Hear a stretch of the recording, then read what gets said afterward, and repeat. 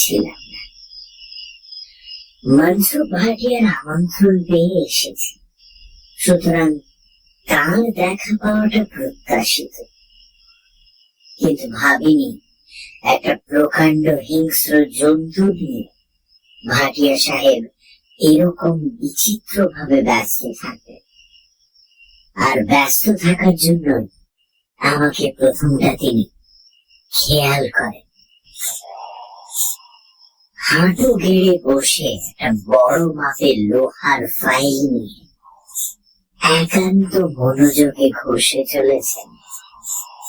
জন্তুটার ঝকঝকে ধারালো দাঁতগুলো একটার পর একটা। বাছুরের আকৃতির লোমশ কালো প্রাণীটা অদ্ভুত ভাবে দাঁত খিঁচিয়ে পাথরের মূর্তির মতো স্থির হয়ে দাঁড়িয়ে রয়েছে। দুসারি নৃশংস দাঁত যেন সাদা করাতে ফলা। দাঁতের ফাঁক দিয়ে ঝরে পড়ছে আঠালো লালা, আর শোনা যাচ্ছে একটা চাপা ক্ষুরো গোঙানি। মনসুখ ভাটিয়া কিন্তু অত্যন্ত নির্বিকার মুখে নিজের কাজ করে চলেছেন, যেন কোনো ছোট ছেলেকে ভোরবেলা দাঁত মাজিয়ে দিচ্ছেন পুরুষ দিয়ে। অচেনা আগন্তুক দেখে চাপা ক্ষুরো গোঙানি পরিণত হলো সাবধানী গর্জনে। এবং তখনই মনসুখ আমার উপস্থিতি টের পেলেন। ঘাড় ঘুরিয়ে আমাকে দেখেই ফাইল রেখে ত্রস্ত হয়ে উঠে দাঁড়ালেন। বললেন, আরে আসুন ম্যানেজার বাবু, गरीब खाना है, पायर धूलो दीते आ क्या होक।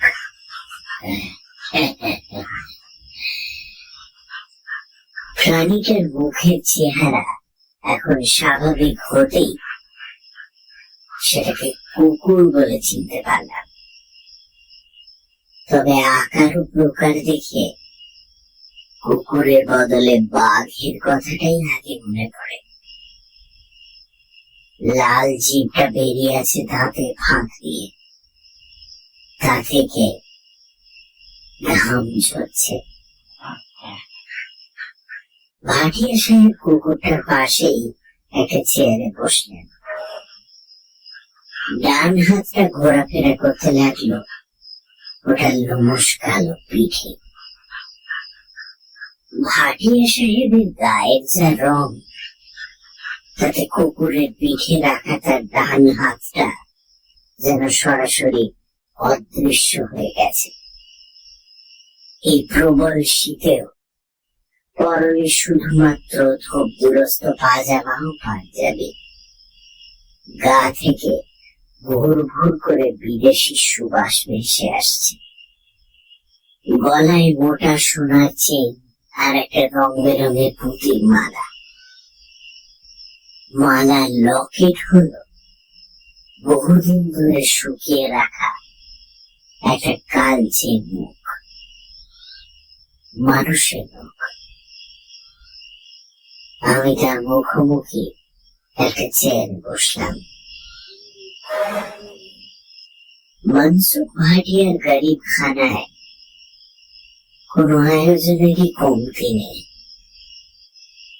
সামনে টেবিলে হুইস্কির খোলা বোতল পেলাম। গ্লাসে পানির পরিমাণ প্রায় আধা। ঘরের দেওয়ালে আধুনিক পদ্ধতিতে ডিস্টেম্পার করা, দরজা জানলায় রঙিন কাপড়ের পর্দা। মাথার উপর ঝুলছে অপ্রয়োজনীয় ঝাড় লণ্ঠন। অপ্রয়োজনীয় কারণ 25x25 ঘরে আরো অন্তত গোটা 3 উজ্জ্বল আলো রয়েছে। ঘরের মোজাইক করা চকচকে মেঝে সেই আলোর 50 ভাগ ফিরিয়ে দিচ্ছে প্রতিফলনের মাধ্যমে। তা ম্যানেজার বাবু, নয়া জায়গা কেমন লাগছে আপনার?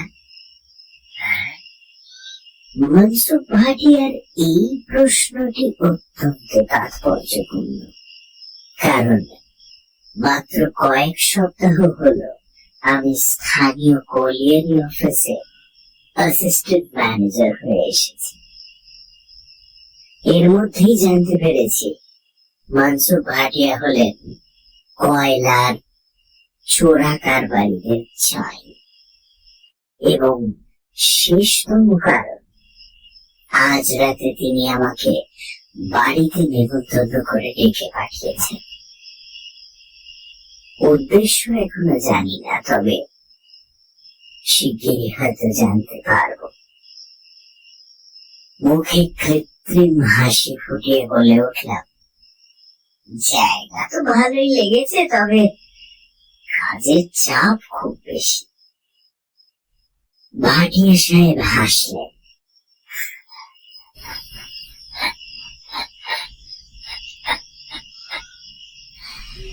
সে হাসিতে কোনো শব্দ নেই, শুধু দাঁতের ঝিলিক আর রোগা কালো শরীরের ঝাঁকুনি। অবশেষে এক সময় নিঃশব্দ হাসি থামিয়ে বললেন, কাজের চাপ তো আপনি খুদ জোর করে ঘাড়ে নিচ্ছেন,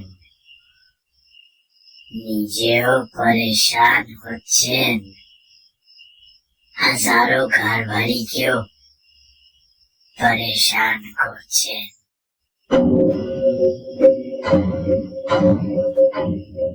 বক্তব্যের অর্থ অত্যন্ত স্পষ্ট, আর তার সঙ্গে হুমকিরও কি সামান্য ইশারা নেই?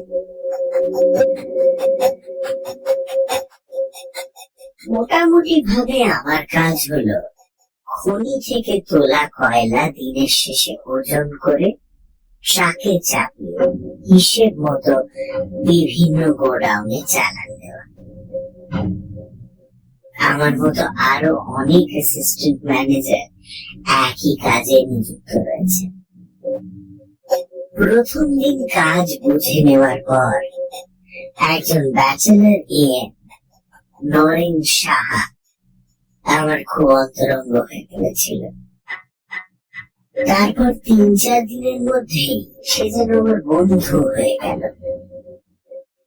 একদিন সন্ধ্যের পর সে আমাকে প্রায় জোর করে টেনে নিয়ে গিয়েছিল একটি দেহাতি ভাটিখানায়। আমাকে অনেক পীড়াপিড়ি করে ব্যর্থ হয়ে অবশেষে নিজেই তুলে নিয়েছিল দেশি মদের বোতল আর ভাঁড়। চোখ লাগাতে লাগাতে নরেন সাহা অনেক কথাই বলেছে।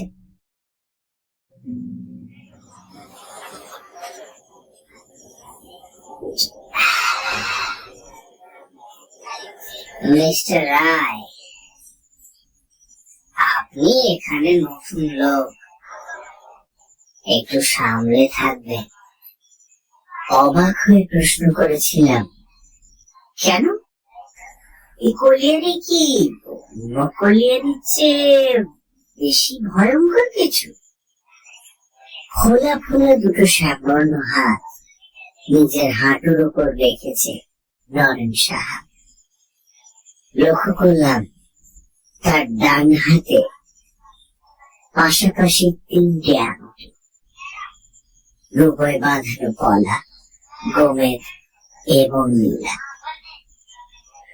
বুঝলাম বয়সের কোটা 40 পেরোলেও নরেন সাহা ঘোর জ্যোতিষ ভক্ত। মুখের ওপর একবার হাত বুলিয়ে সে জবাব দিল, হ্যাঁ, বিপজ্জনক, কারণ অন্য কলিয়ারিতে তো আর মনসুখ ভাটিয়া নেই।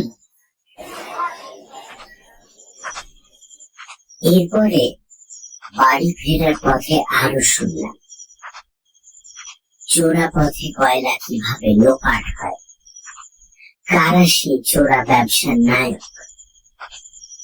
সবাই তাদের চেনে, কিন্তু কিছু বলতে সাহস পায় না। কেন পুলিশ কোন স্টেপ নেন? কে পুলিশ? পুলিশ? আরে ভাইয়া, নেহাত কিছু লোককে উর্দি পরিয়ে চাকরি দিতে হবে, তাই দেওয়া। অবিচারীরা এসব ঝামেলায় মাথা গলালে মাথাটাই লোপাট হয়ে যাবে, বুঝলেন? শীতের হাওয়া ছুঁচের মতো এসে দিচ্ছে গায়ে। দূরে ছড়িয়ে ছিটিয়ে চোখে পড়ছে কিছু আলোর শিখা। হাইডেল পাওয়ার স্টেশনের বিজলি এখনো সব রাস্তাঘাটে জাঁকিয়ে বসতে পারেনি। চাঁদের আলোয় পাথরের টুকরো ছড়ানো মেঠো পথ ধরে আমি আর নরেন সাহা এগিয়ে চলেছি কোয়ার্টারের দিকে। রাস্তায় একদিকে এবড়ো খেবড়ো পাথরের ঢিপি, আর কোথাও কোথাও শাল, শিরিষ, শিশু গাছের হালকা জটলা। এদিকে কিছুটা এগিয়ে খোলা জায়গায় ওপেন ট্রাস্ট মাইনিং চলছে। ঘন ঘন ব্লাস্টিং করা হয় বলে শুনেছি। নরেন সাহা তার একটা ভারী হাত আমার কাঁধে রাখল, বলল, মনসুখ ভাটিয়া এই অঞ্চলে এসেছে মাত্র বছর 5 তার মধ্যে গাড়ি বাড়ি সব হাঁকিয়ে বসে আছে। গত 5 বছরে ও যা করেছে, পুরনো ঘাঘু কারবারিরা 20 বছরেও তা পারেনি। এখন চোরা কারবারের সিংহ ভাগটাই বলতে গেলে ওর হাতের মুঠোয়। সব কটা ম্যানেজার, অ্যাসিস্ট্যান্ট ম্যানেজার, এরা সবাই ভাটিয়ার কাছ থেকে ঘুষ খায়।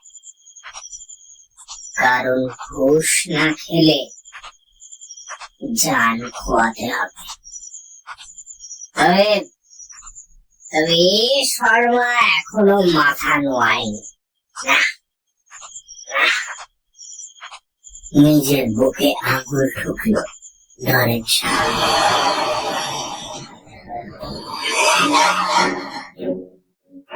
আর ঠিক সেই মুহূর্তে একটা রক্তহীন করা চিৎকার শীতের বাতাস কাঁপিয়ে দিল। প্রতিটি পাথরের স্তূপ সেই চিৎকারের প্রতিধ্বনি তুলে তাকে আরো ঝুমঝুমে করে তুলল। আকাশে, বাতাসে, এমনকি গাছের পাতায় পর্যন্ত ওই হিংস্র চিৎকার যেন থরথর করে কাঁপছে। দুজনেই থমকে দাঁড়িয়ে পড়ল। কিন্তু সে এক মুহূর্ত পরক্ষণে নরেন সাহা আমার হাত ধরে টান মারল প্রচন্ড ঝটকায়। মিস্টার রায়, শিগগির মিস্টার রায়, শিগগির কোয়ার্টার চলুন, চলুন চলুন চলুন চলুন। আমরা ছুটতে শুরু করলাম অন্ধের অচেনা জায়গা, এবড়ো খেবড়ো জমির ওপর দিয়ে ছুটতে খুবই অসুবিধে হচ্ছে, কিন্তু গতি হ্রাস করার কোনো উপায় নেই। নরেন সাহাও তার স্থূল কায়ে শরীর নিয়ে প্রাণপণে ছুটে চলেছে। আমাদের ঘন নিঃশ্বাসের ফুসফুস শব্দ স্পষ্ট শোনা যাচ্ছে।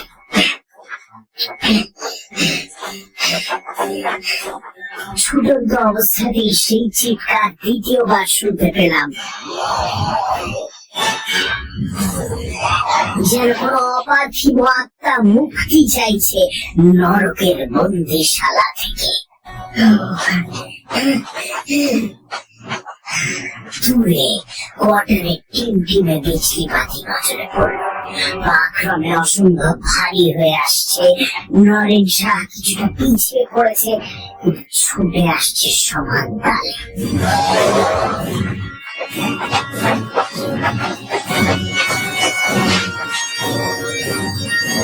প্রথমে নরেন শাহ কোয়ার্টার, ফলে তারই দরজায় এসে দুজনে হুমড়ি খেয়ে পড়লাম।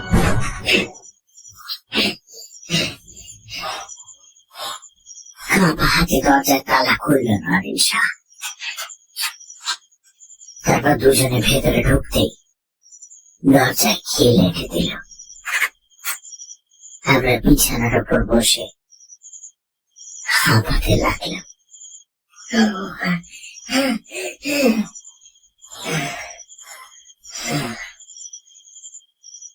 অনেকক্ষণ পর শ্বাস প্রশ্বাস স্বাভাবিক হলে নরেন শাহ বলল,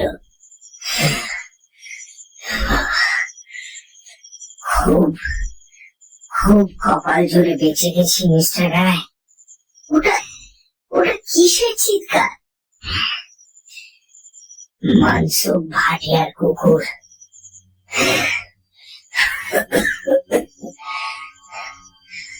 তবে লোক মুখে তার কীর্তিকলাপ যা শুনি, তাতে কালো নেকড়ে বললেও ভুল হয় না। কুকুরটা নাকি রাত বিরেতে যেখানে সেখানে ঘুরে বেড়ায়। সাঁওতাল কামিলদের ধারণা ওটা নাকি অপদেবতা। ওটা চলাফেরা কেউ টের পায় না, শুধু মাঝে মাঝে শোনা যায় ওই রক্তহীন করা চিৎকার। এক কাজ করুন, আপনি আজকের রাতটা আমার কোয়ার্টারে থেকে যান, কেমন? যুক্তিসঙ্গত ভেবেই নরেন শাহর প্রস্তাবে রাজি হয়ে গেল।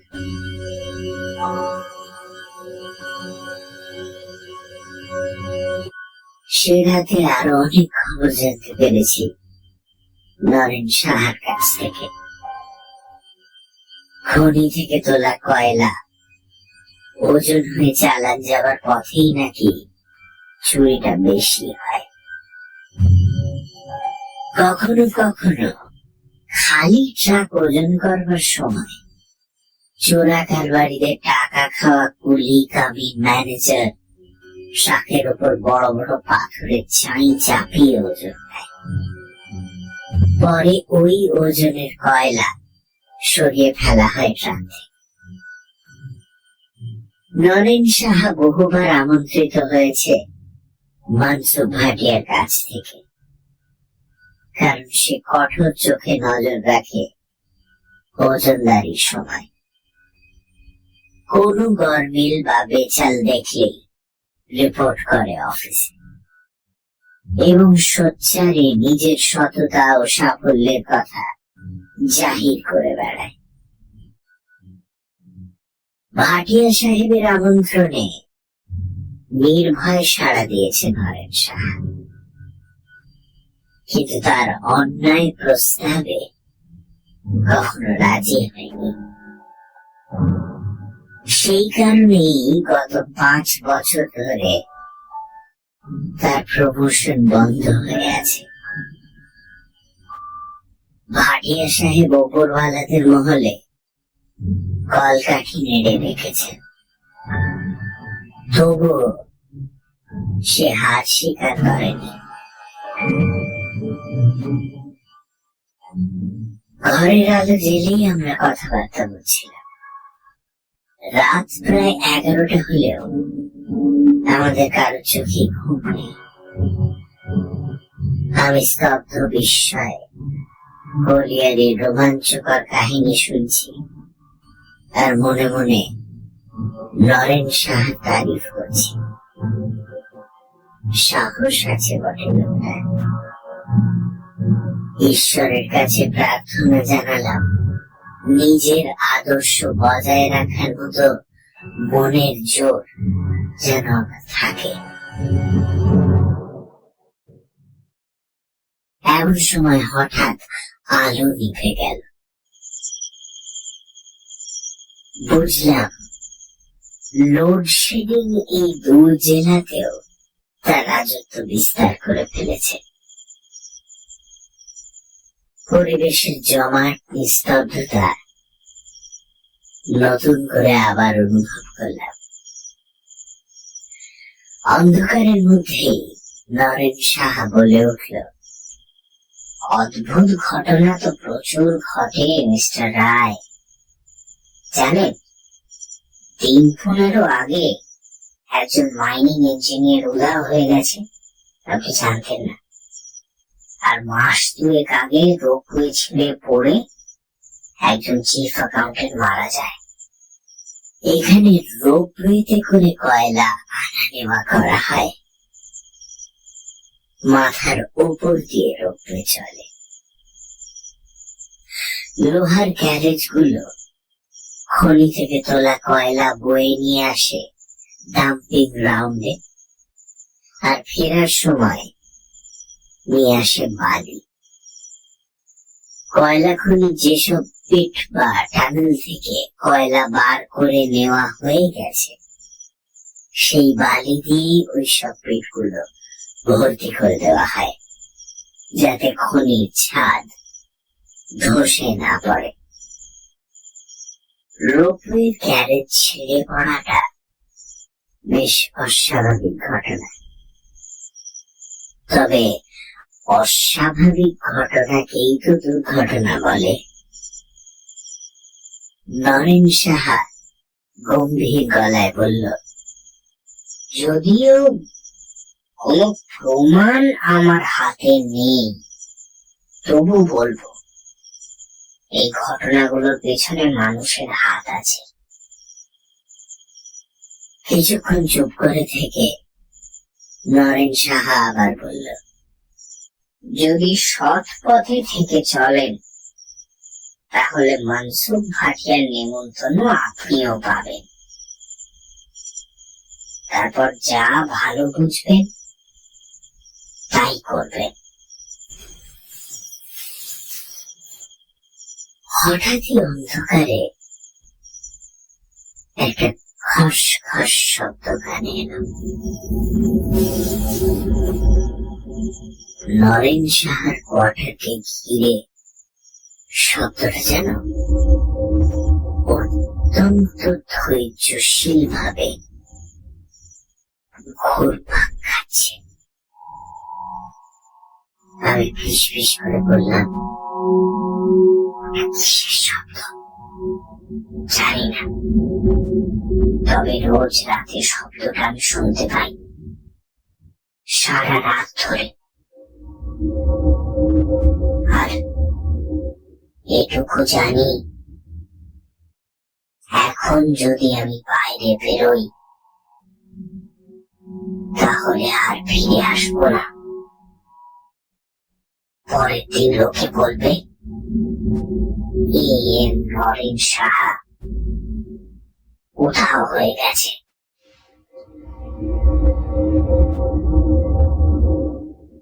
একটা ধুমধামে ভাব আমাদের ঘিরে ধরল। খস খস শব্দটা হয়ে চলেছে ক্রমাগত। আমি পরিস্থিতি হালকা করার জন্য বলে উঠলাম, আপনি উধাও হবেন না, আপনার হাতে পলা, গোমেদ আর নীলা আপনাকে রক্ষা করবে। এই কথায় আমরা দুজনেই অন্ধকারে হেসে উঠলাম।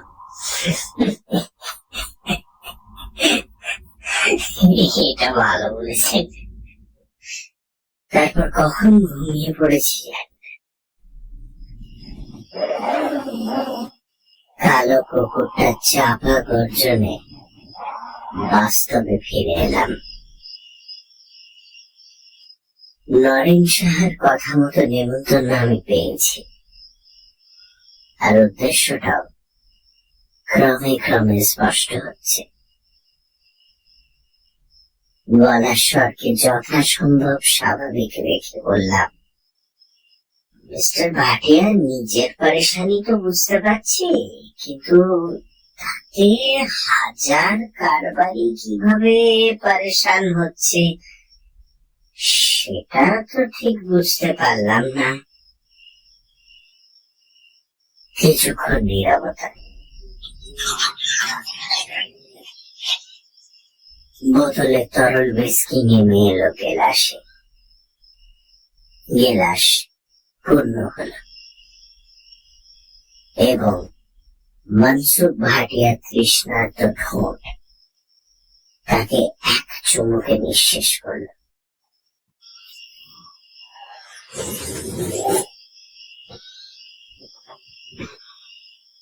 তোবড়ানো কালো মুখ, মাথায় ঝাঁকড়া চুল, চোখ সাপদের মতো চঞ্চল। কুকুরের পিঠ থেকে হাত তুলে গলার লকেটে অর্থাৎ শুকনো নখটায় হাত দিল। সেটা নাড়াচাড়া করতে লাগলো, আর নজর আমার চোখে স্থির। প্রথমটায় আমি অস্বস্তি পেয়েছি, তারপর অনুভব করেছি শরীরটা যেন অবশ অসাড় হয়ে আসছে। আমি কি সম্মোহিত হয়ে পড়ছি?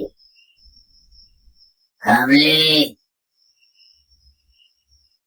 কামলে! ভাটিয়া সাহেব চোখ না সরিয়ে ডেকে উঠলেন, রায় সাহব কা খানা লাগাও। আমি সমস্ত মনের জোর কেন্দ্রীভূত করে চেয়ার ছেড়ে উঠে দাঁড়ালাম। ভাটিয়া সাহেবকে বোঝানো দরকার আমি ভয় পাইনি। বললাম, না না, তার দরকার নেই, আমি খাবো না। আবার সেই নিঃশব্দ হাসি, পানের রসে রাঙানো ঠোঁট বেঁকে গেল তার ছিলে। কুকুরের পিঠ চাপড়ে বললেন ভাটিয়া, আরে বসে পড়ুন রায় বাবু, মনসুখ ভাটিয়ার দাওয়াতে কেউ খানা না খেয়ে যায় না। নরিন্দর সাহাও খানা খেয়েছিল, তবে ঘুষ খায়নি। নরেন সাহার কথা বলছেন ভাটিয়া, সুতরাং আমার মনোভাব তিনি বেশ স্পষ্ট ধরে ফেলেছেন, তাতে সন্দেহ নেই। রায় বাবু, বিনা সোচে সমঝে কোনো কাজ করতে যাবেন না, তাতে আঞ্জাম ভালো হয় না। আপনি আরো 2-4 দিন ভেবে দেখুন, তাতে परेशानी भी होवे ना, नुकसान भी होवे ना। কি বলিস? বলো।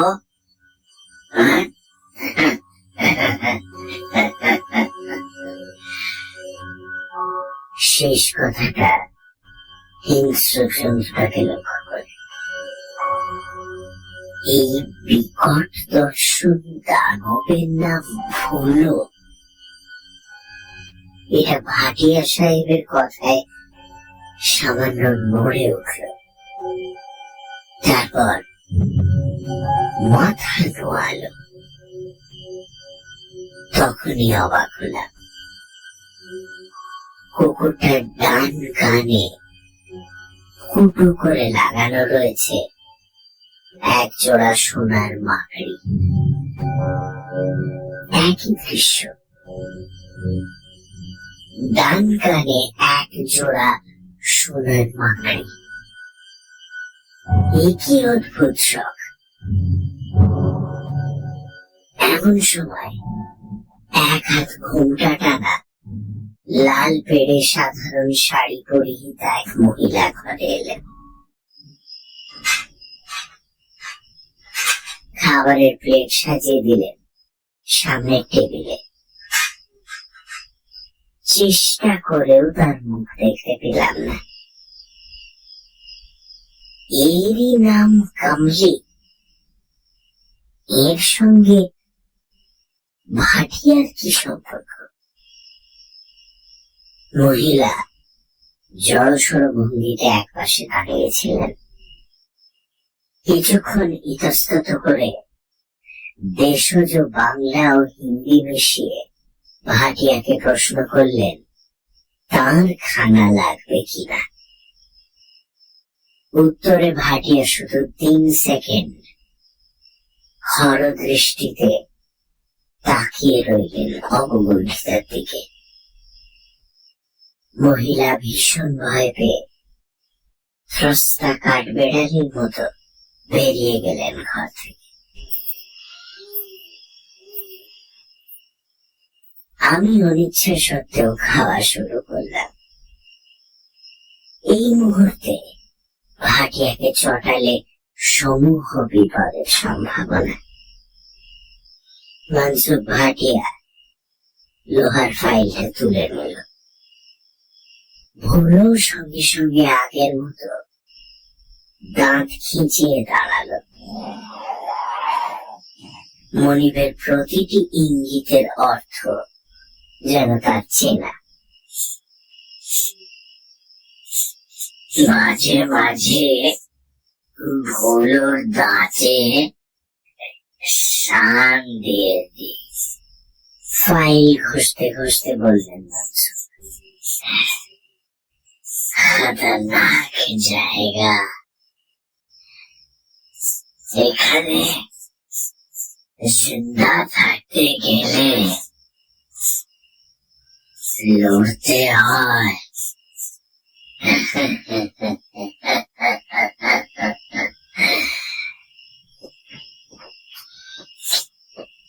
আমি খেয়ে চলেছি এবং আর চোখে দুটি প্রাণীকে লক্ষ্য করছি। ভুলোর চোখ ধক ধক করে জ্বলছে। হঠাৎই অন্দরের একটা জানলার দিকে আমার নজর গেল। রঙিন পর্দা সামান্য সরিয়ে জানলায় উকি মারছেন কমলি নামের সেই মহিলা। চুপি চুপি ইশারা করে কিছু যেন একটা বলতে চাইছেন আমাকে। আমি নিজের আচরণ অসহনীয় সংযমে স্বাভাবিক করে রাখলাম। কৌতূহল ক্রমে বাড়ছে। মহিলা কি কোনো বিপদের ইঙ্গিত দিচ্ছেন আমাকে?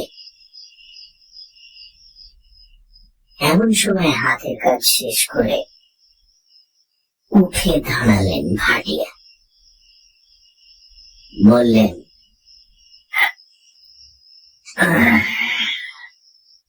আপনি বসেন, আমি একটু আসছি।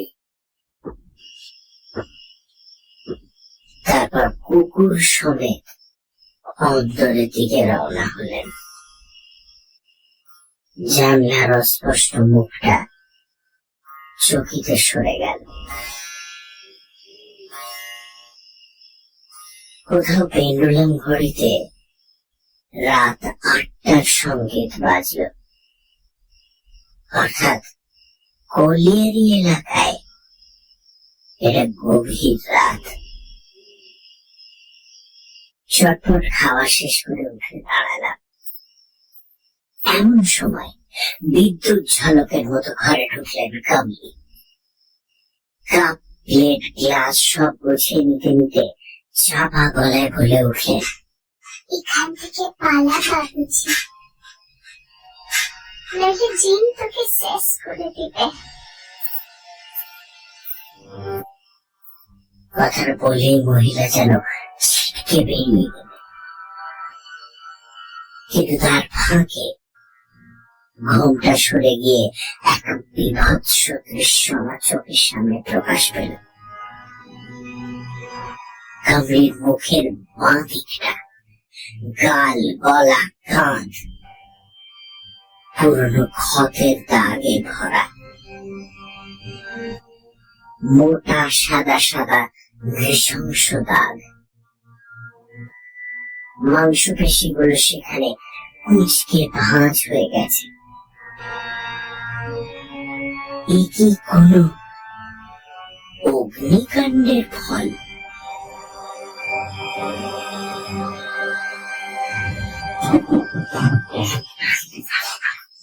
প্রায় পরক্ষণ ঘরে এসে ঢুকলো ভুলো। গভীর চোখে তাকিয়ে দেখতে লাগলো আমাকে। চেহারা যেন আরো বড় সড়ো লাগছে। চোখের দৃষ্টি যেন নির্ভুল ভাবে এমন মনের ভাবনা জড়িত করতে চায়। আমি একটু ভয় পেলাম। মনসুখ ভাটিয়া কোথায়? কুকুরটা হঠাৎ করে কিছু ওখড়ে বসবে না তো? ভাবছি ভাটিয়া ঘরে এলেই তার কাছ থেকে বিদায় নিয়ে রওনা দেব। এমন সময় অপ্রত্যাশিত ভাবে লোডশেডিং হয়ে গেল। সঙ্গে সঙ্গে একটা জ্যান্ত গন্ধ ধাক্কা মারল আমার নাকে।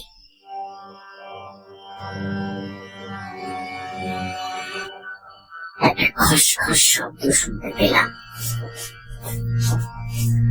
ঘন অন্ধকারের ভেতর শত খোঁজাখুঁজি করেও ভুলোর জ্বলন্ত চোখ দুটোর কোনো হদিশ পেলাম না। অথচ ওর উপস্থিতি আমি টের পাচ্ছি। এটা অজানা আতঙ্কে আমার শরীর কাঁপতে লাগলো। মনে পড়ে গেল সেই ভয়ঙ্কর চাঁদনি রাতের চিৎকারের কথা। রায় সাহাব, ভয় পেলেন নাকি?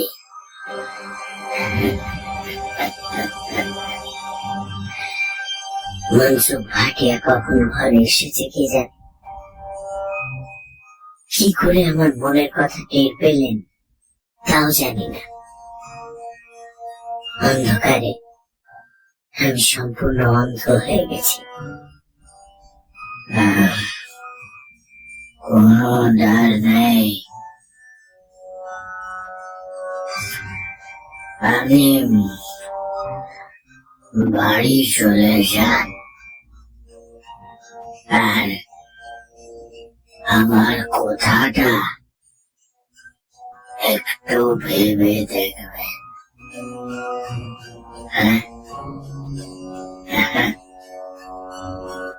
মনসুখ ভাটিয়ার স্বর কেমন জড়ানো অস্পষ্ট হয়ে গেছে। হয়তো নেশার ফলে আমি সদর দরজার অবয়ব আবছা দেখতে পাচ্ছি না। সেদিকে পা বাড়ালাম ইতস্তত করে। মনে হলো যেন পেছন থেকে মনসুখ ভাটিয়া হাসছে, অথচ হাসির কোন শব্দ আমি শুনিনি।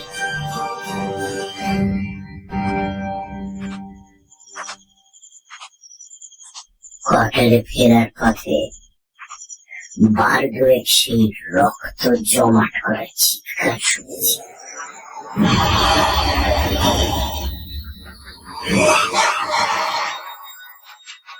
প্রচন্ড শীতে কাঁপতে কাঁপতে একরকম ছুটি গন্তব্যে পৌঁছে গেছি। তারপর আশ্বস্ত হয়েছি।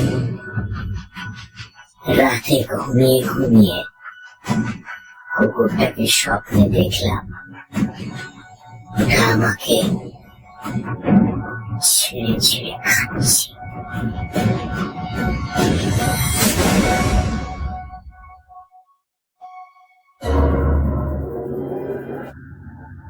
পরদিন সকালে রাস্তায় বেরিয়ে দুঃসংবাদটা শুনতে পেলাম, এম নরেন সাহাকে কোথাও পাওয়া যাচ্ছে না। আমার মনটা কুডাক ডেকে উঠল।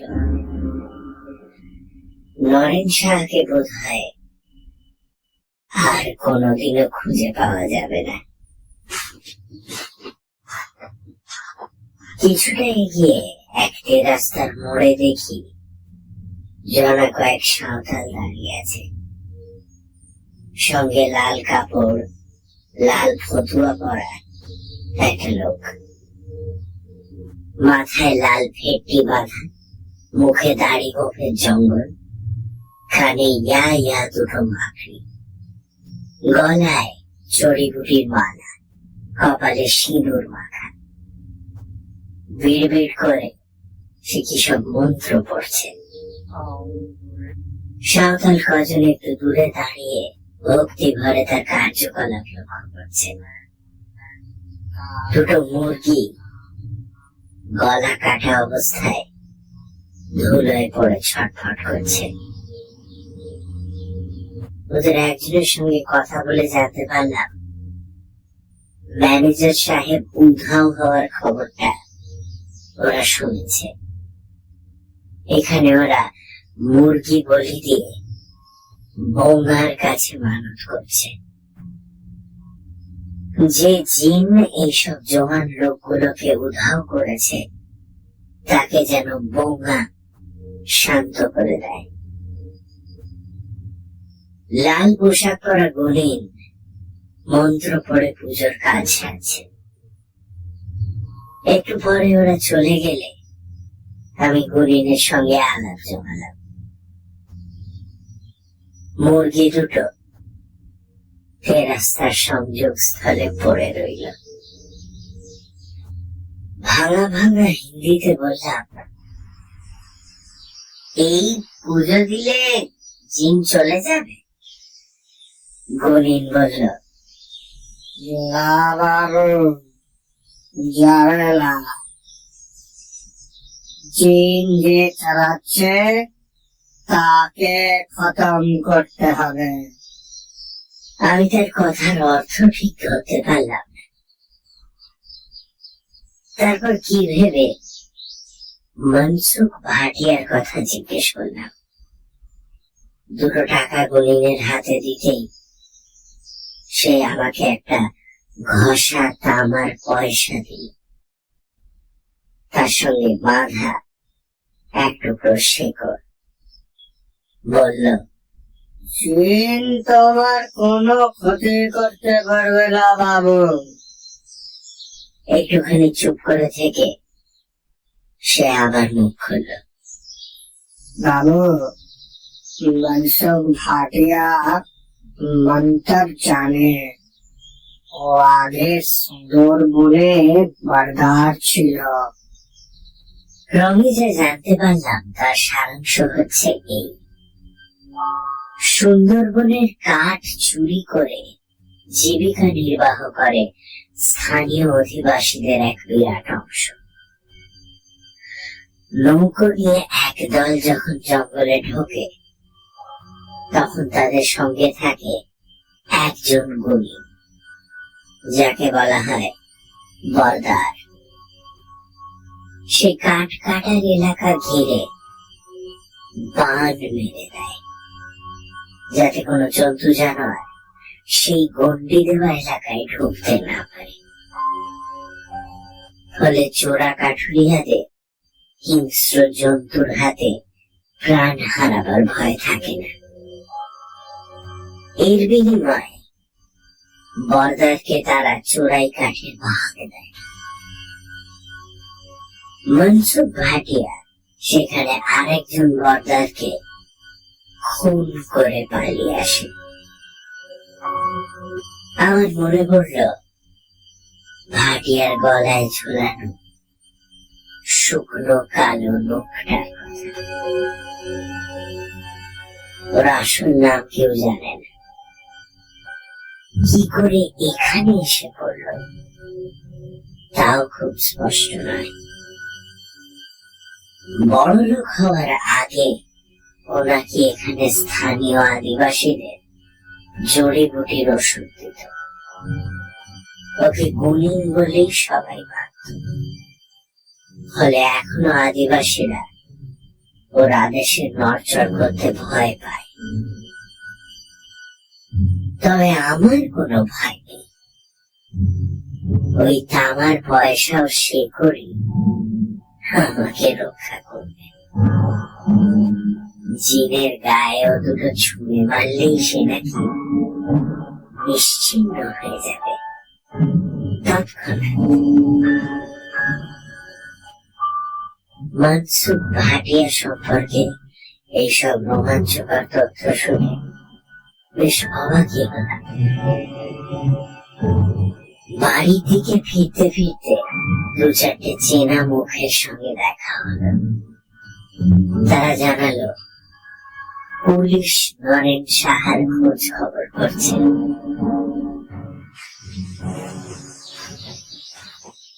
কোয়ার্টারে ফিরে অল্প সময়ের মধ্যে তৈরি হয়ে অফিসে বেরিয়ে পড়লাম। বুঝলাম ভাটিয়া সাহেবের কথায় রাজি না হলে আমার অবস্থা হবে নরেন সাহার মতো। এইরকম আনমনা হয়ে হাঁটতে হাঁটতে এগিয়ে চলেছি, হঠাৎই একটা চীনা শাড়ি ও ঘোমটা আমার নজরে পড়ল। অফিসে যেতে হলে শনি মঙ্গলের হাট পেরিয়ে যেতে হয়। আজ মঙ্গলবার, হাট বসেছে। সে হাটে তরকারিওয়ালার কাছ থেকে কি যেন কিনছেন গত রাতে সেই মহিলা কমলি। মনসুখ ভাটিয়া সম্পর্কে যত তথ্য জানা সম্ভব সবই আমাকে জানতে হবে, নইলে তার মোকাবিলা আমি করতে পারবো না। সুতরাং চারপাশে একবার নজর চালিয়ে সোজা গিয়ে দাঁড়ালাম কমলির পাশে। ষষ্ঠ ইন্দ্রিয়ের সাহায্যে উনি যেন আমার উপস্থিতি টের পেলেন।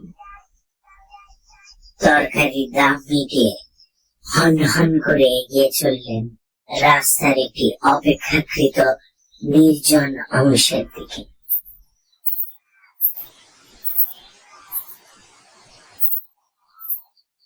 দুটো ঝুপসি অশ্বত্থ গাছের আড়ালে দাঁড়িয়ে উনি চাপা গলায় জিজ্ঞেস করলেন, তুই কি চাস বাবু? মনসুখ ভাটিয়া আপনার কে হয়? মারাত। উত্তর শুনে আমি চমকে উঠলাম। ইনি মনসুখ ভাটিয়ার স্ত্রী, অথচ বেশবাস অত্যন্ত সাধারণ। হঠাৎ দেখলে কেউ ভাটিয়ার ঝি ভেবে ভুল করবে। চিন্তা করে দেখলাম চটপট খবর আদায় করতে গেলে নরেন সাহার প্রসঙ্গ তোলা দরকার। সুতরাং সেই কথাই তাকে জিজ্ঞেস করলাম। এক হাত ঘোমটার আড়ালে কমলি ভাটিয়া চমকে উঠলেন। মুখে কাপড় চাপা দিয়ে চুপ করে রইলেন কিছুক্ষণ।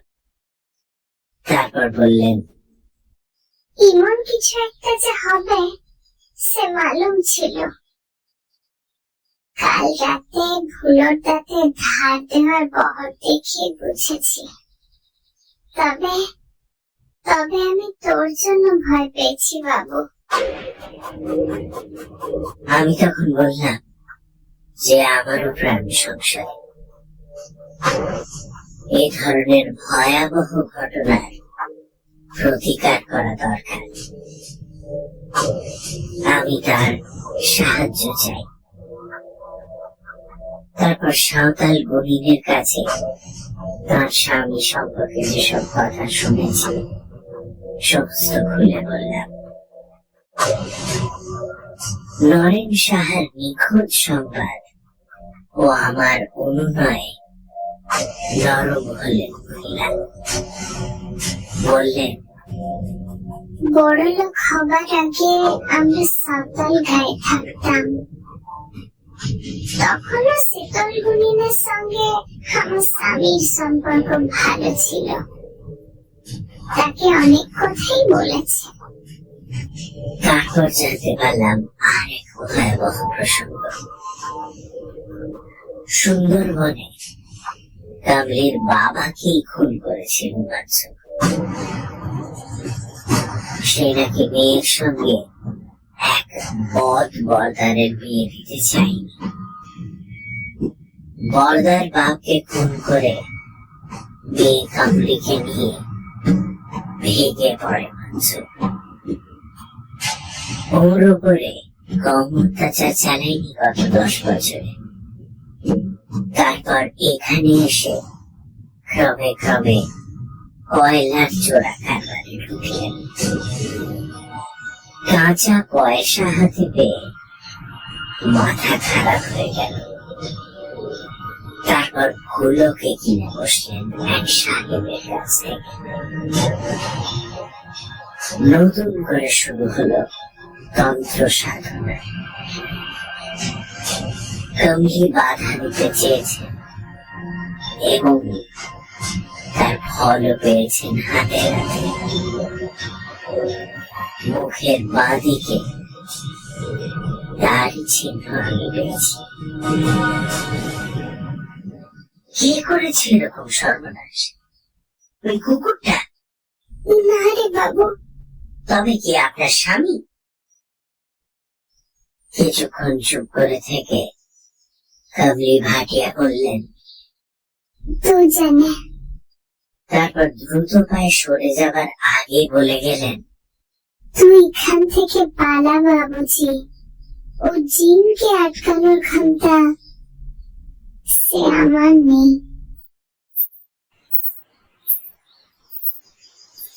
উনি চলে যাবার পরেও বেশ কিছুক্ষণ হতভম্ব হয়ে আমি দাঁড়িয়ে রইলাম। ওর জবাবের অর্থ কি? দুজনেই? তার মানে বেশ চিন্তাকুল অবস্থাতেই অফিসে পৌঁছলাম। লক্ষ্য করলাম নিখোঁজ নরেন সাহাকে নিয়ে কারণে যেন মাথা ব্যথা নেই। ব্যাপারটা যেন অত্যন্ত স্বাভাবিক। তবে টের পেলাম কুলি মজুরদের মধ্যে নতুন একটা আতঙ্ক যেন ছায়া ফেলেছে। কমলি ভাটিয়া ও শীতল গুলিনের কথাগুলো ভাবতে ভাবতে বাড়ি ফিরছিল।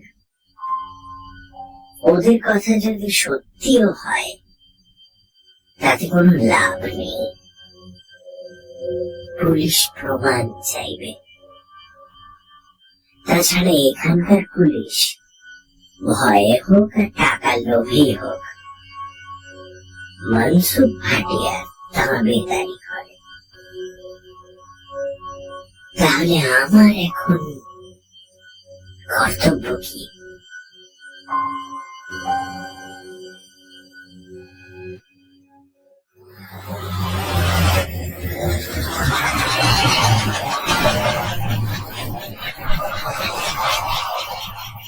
ভাবনায় ডুবেছিলাম বলেই কালো অ্যাম্বাসেডর গাড়িটাকে একেবারে খেয়াল করিনি। গাড়িতে স্টিয়ারিং এ বসে ভাটিয়া সাহেব, পোশাক গত রাতের মতোই, তবে দু চোখে কুটিল সন্দেহ। আমার গা ঘেঁষে গাড়িটা দাঁড় করিয়ে তিনি বলে উঠলেন, আসেন রায় বাবু, আসেন। একবার আমার ডেরায় যেতে হবে। একটা মজার জিনিস আপনাকে দেখাবো। হাত বাড়িয়ে গাড়ির দরজাটা খুলে দিলেন। আমার বুক দুরু দুরু করে উঠল। সূর্য ডুবে আঁধার নেমে এসেছে। কাঁচা সড়কের উপর দ্বিতীয় কোনো মানুষ নজরে পড়ছে না। জিনের ভয়ে সবাই বুঝি তাড়াতাড়ি আস্তানায় ফিরে গেছে। আসেন রাইসা, আসেন, উঠে আসেন, আসেন। মনসুখের স্বর অধৈর্য হয়ে উঠেছে। পকেটে হাত দিয়ে শীতল কুনিনের রক্ষা কবচটা একবার অনুভব করলাম, তারপর উঠে বসলাম মনসুখ সাহেবের গাড়িতে। উনি গাড়ি ছুটিয়ে দিলেন।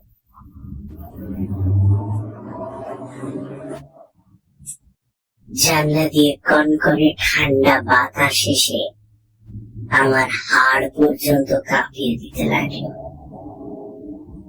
ভাটিয়ার মুখে কোনো কথা নেই, শীতল দুটো চোখ মেলে তাকিয়ে রয়েছে সামনের সড়কের দিকে। তার মুখ থেকে ভেসে আসছে মদের গন্ধ।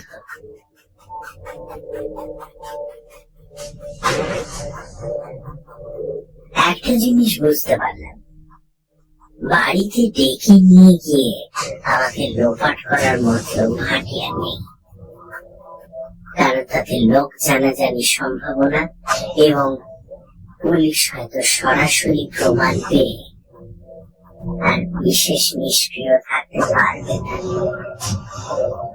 কিন্তু সত্যি কি সে ভরসা আছে? এরকম এলোমেলো চিন্তা করতে করতে পৌঁছে গেলাম মনসুখ ভাটিয়ার বাড়িতে।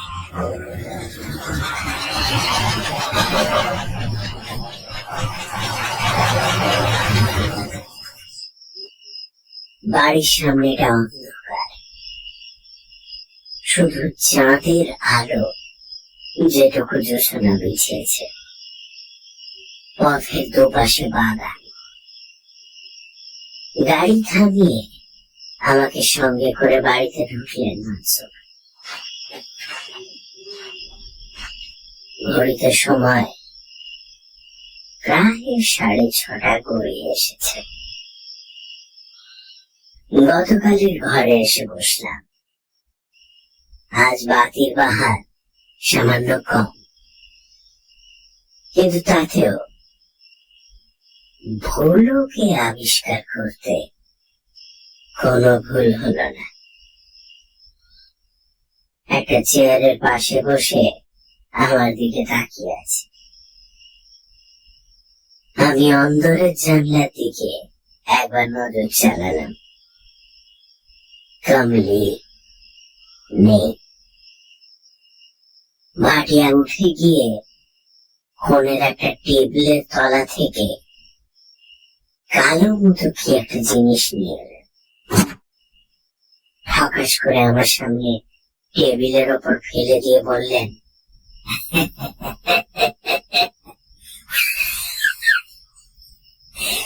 দেখেন তো রায় সাহেব, চিনতে পারেন কিনা?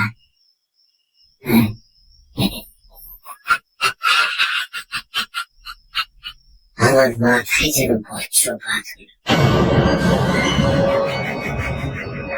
ভাবনা, চিন্তা, বুদ্ধি সব ওলট পালট হয়ে গেল। এক তীক্ষ্ণ আর্তনাদ বেরিয়ে এলো আমার ঠোঁট চিরে। চোখ জোড়া কি ঠিকরে বেরিয়ে আসবে কোনো ছেড়ে। টেবিলের উপর পড়ে রয়েছে কাটা হাত। কালো রঙের আঙুলগুলো ফোলা ফোলা, আর 3টে আঙুলের পাশাপাশি 3টে পাথর বসানো আঙুলি। পলা, গোমেদ ও নীলা। জ্যোতিষশাস্ত্র নরেন শাহকে বাঁচাতে পারেনি। আমার মুখে কোনো কথা নেই। মনসুখ ভাটিয়া হাতটা তুলে নিয়ে ভুলোর দিকে ছুড়ে দিল। কুকুরটা হিংস্র দাঁতের পাটি বের করে ঝাঁপিয়ে পড়লো হাত ধরে। ওটাকে দাঁতে নখে ছিঁড়ে ছিঁড়ে খেতে লাগলো।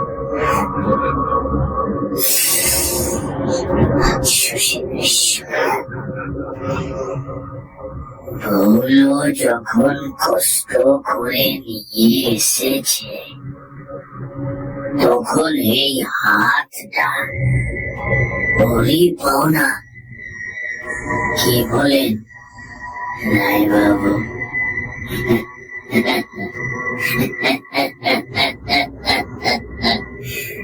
ও হ্যাঁ, শুনলাম নাকি নরেন্দ্র সাহাকে পাওয়া যাচ্ছে না।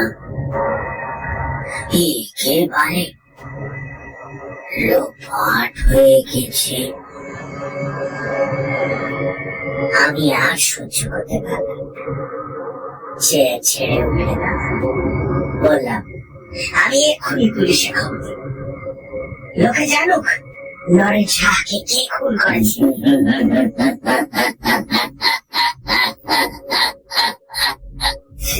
বিচিত্র হাসিতে ফেটে পড়ল। সে হাসিতে বুক কেঁপে ওঠে, মস্তিষ্কে হিম আতঙ্ক বাসে।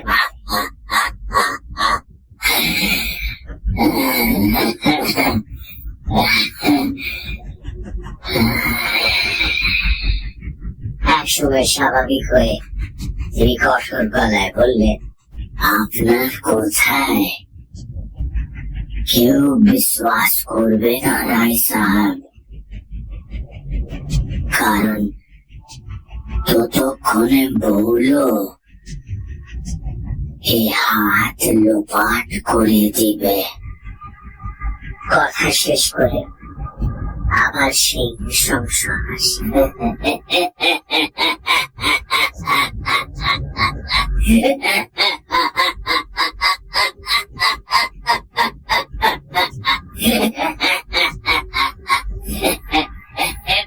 নিজেকে ঘোরতর বিপন্ন জেনেও আমি পাগলের মতো ক্ষিপ্ত হয়ে উঠলাম। চিৎকার করে বললাম, মনসুর ভাটিয়া, তোমার সব খবর আমি জানি। তোমাকে আর আমি ভয় পাই না। তুমি সুন্দরবনের বর্দার ছিল, সেখানে শ্বশুরকে খুন করেছ, তারপরে এখানে এসে চোরা কারবারে নেমেছ, আর দরকার মতো মানুষ খুন করে বেড়াচ্ছ। শেতলপুরীর আমাকে সব বলেছে, কমলি ভাটিয়ার কাছেও সব কথা আমি শুনেছি। তোমার হিসেব আমি শেষ করছি। ঘরের মধ্যে যেন ভূমিকম্প হয়ে গেল, বয়ে গেল অসম শক্তিশালী সাইক্লোন। সবকিছু যেন দুরন্ত গতিতে ওলট পালট হয়ে যাচ্ছে। এক অদ্ভুত গর্জন করে উঠল মনসুর ভাটিয়া।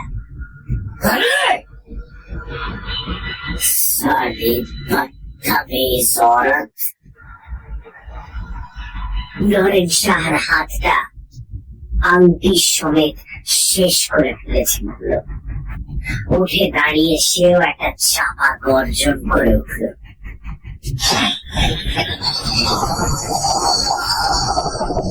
চোখ ধক ধক করে জ্বলছে। আমাকে অবাক করে এক লাফে অন্দরের দিকে চলে গেলেন মনসুর। বিদ্যুৎ ঝলকের মতো হলো তার পিছু নিল। ঘরে আমি একা দাঁড়িয়ে রইলাম, কি কর্তব্য বিমূঢ়। ছুটে পালাবো কিনা সেটাও ঠিক বুঝতে পারছি না। এমন সময় ঝড়ের গতিতে ঘরে ঢুকলেন কামলি। প্রায় কান্না ভাঙা স্বরে বললেন,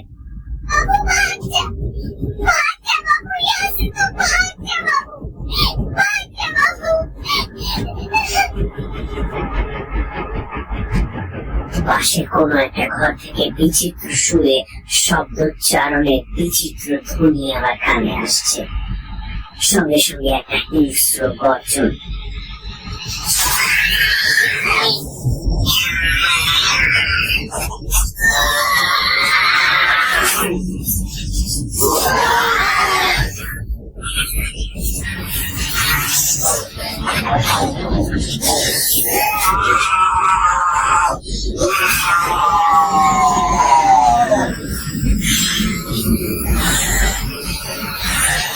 দূর থেকে ভেসে আসছে ওপেন ক্রাস্ট মাইনিং এর ব্লাস্টিং এর শব্দ।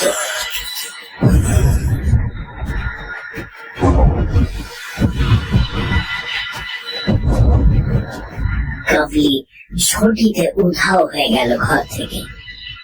আমার কানে ভেসে আসছে শুধু দুটি কথা, বাবু পালাও।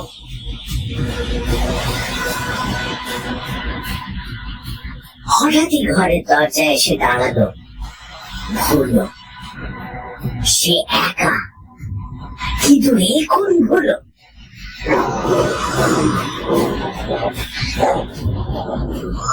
আকারে সে প্রায় 1.5 গুণ বড় হয়ে গেছে। চোখের মনিতে জ্বলন্ত ভাবটা নেই, মুখের অভিব্যক্তিতে এক আশ্চর্য ক্রূর হিংসার ছাপ। কান দুটো নড়ছে, আর সেই সঙ্গে সোনার মাকড়ি চোখ। এমন সময় ঘরের সমস্ত আলো নিভে গেল। লোডশেডিং। আমি মুহূর্তের মধ্যে সদর দরজা লক্ষ্য করে ছুটতে শুরু করলাম। পেছন থেকে ভেসে এলো রক্ত বরফ করে দেওয়া এক চিৎকার।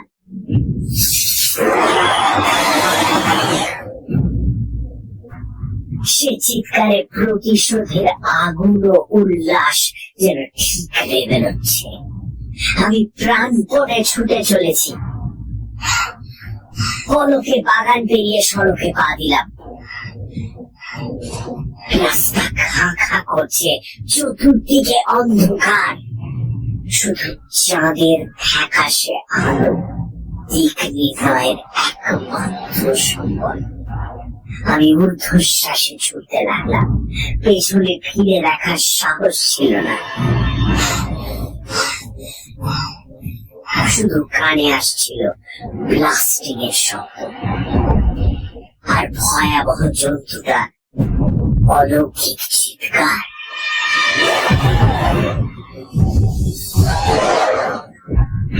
বেশ কিছুটা পথ ছুটে শরীর ক্লান্ত হয়ে এল। কোয়ার্টার এখনো অনেক দূরে। বুঝতে পারছি আমি অশুভ প্রতিযোগিতায় নাম লিখিয়েছি। ভারী পায়ে ছুটতে ছুটতে এক সময় পেছনে ফিরে তাকালাম এবং যে দৃশ্য দেখলাম তা বোধহয় কোনোদিন ভোলার নয়। ভয়ঙ্কর দানবটা মানুষের মতো শুধুমাত্র পেছনের দুপায়ে ভর দিয়ে ছুটে আসছে অবিশ্বাস্য গতিতে।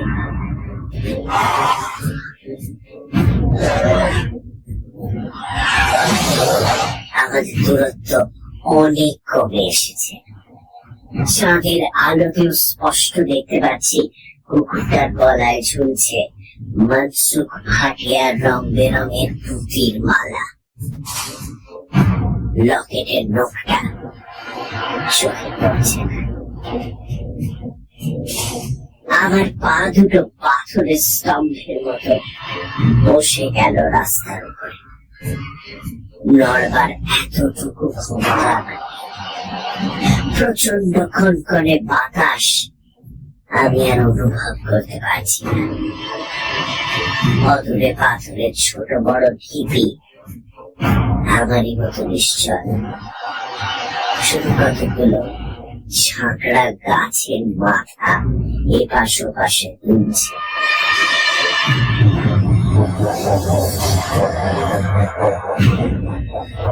পৈশাচিক হাসিতে খল খল করে ফেটে পড়লো অতিকায় কালো জন্তুটা।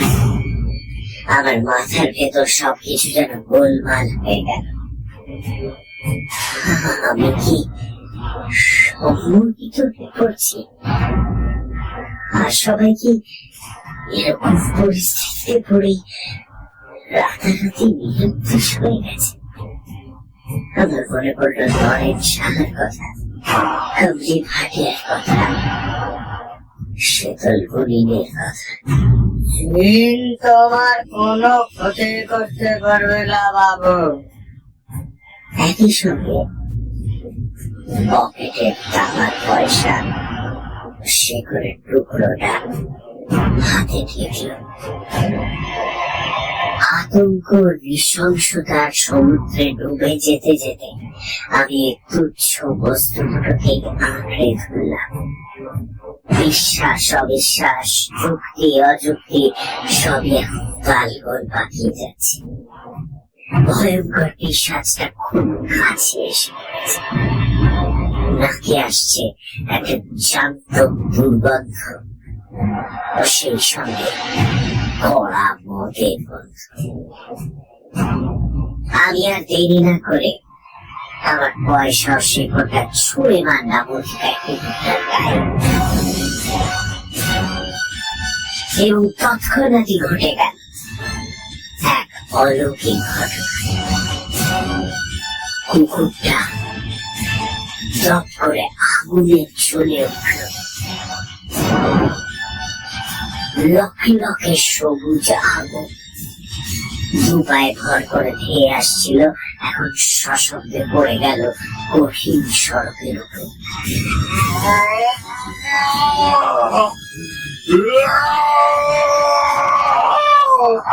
সবুজ আগুনের অপার্থিব লেলিহান শিখায় সে ছটফট করতে লাগলো।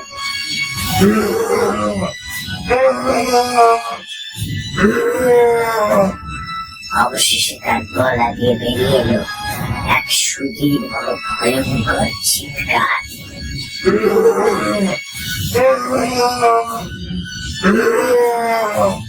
তারপর অস্পষ্ট খসখসে স্বরে সে মরণ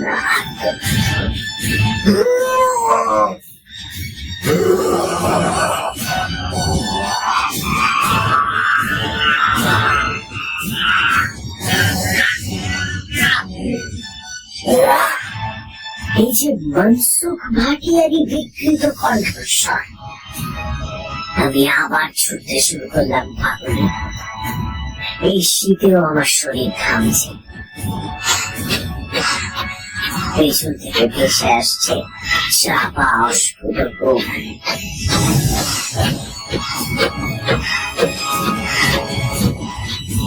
আগুনের সবুজ শিখা যেন হাজারো জীব দিয়ে কালো দানবটাকে চেটে ফুটে শেষ করছে। আমি যথাসম্ভব গতি বাড়িয়ে দিলাম।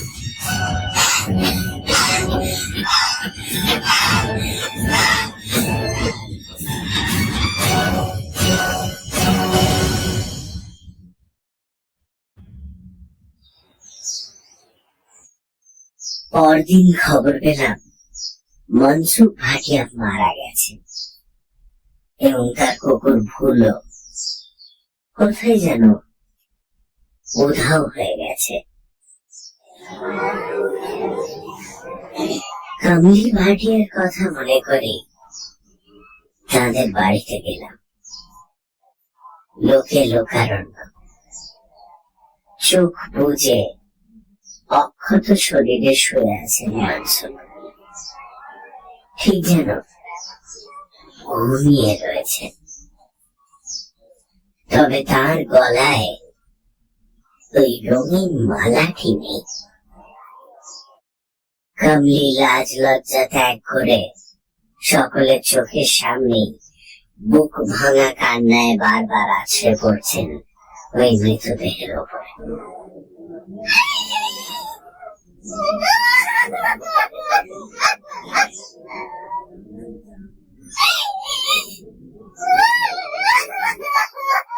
জটলার মধ্যে হঠাৎ শীতল বনিনকে দেখতে পেয়ে তাকে একপাশে ডেকে নিলাম। গত রাতের সমস্ত ঘটনা খুলে বললাম। তারপর রক্ষা কবচের জন্য ধন্যবাদ জানিয়ে 5 টাকা দিয়ে দিলাম তার হাতে। সে বলল, বাবু, মনসুখ শরীর চালান জানতো, নিজের জানকে ঢুকিয়ে দিত কুকুরের ভেতর। তখন সে কুকুরের চোখ দিয়ে দেখত আর বুড়া কাম করত। ওই রঙিন মালা ও ছিল ওর মন্ত্রের মালা। কোয়ার্টারে ফেরার পথে মনসুখ ভাটিয়ার কথাই ভাবছিলাম। সোনার মাকড়ি দুটো কি ওর সঙ্গে কুকুরের শরীরের যোগসূত্র রক্ষা করত? শরীর চালান করার পর কুকুরটা আয়তনে বেড়ে ওঠার কারণ বোধ হয় জন্তুটার শরীরে তখন দুটো আত্মা বাসা বাঁধত, আর মনসুখের অসাড় দেহ পড়ে থাকতো বাড়িতে। কুকুরটা তখন মানুষের আচার আচরণ, বুদ্ধি ও জাত হিংস্রতা দুই মিলিয়েই রাতের আধারে শত্রু নিধন করত। তবে কাল রাতের ঘটনা বাস্তব বলে এখন আর বিশ্বাস হতে চায় না।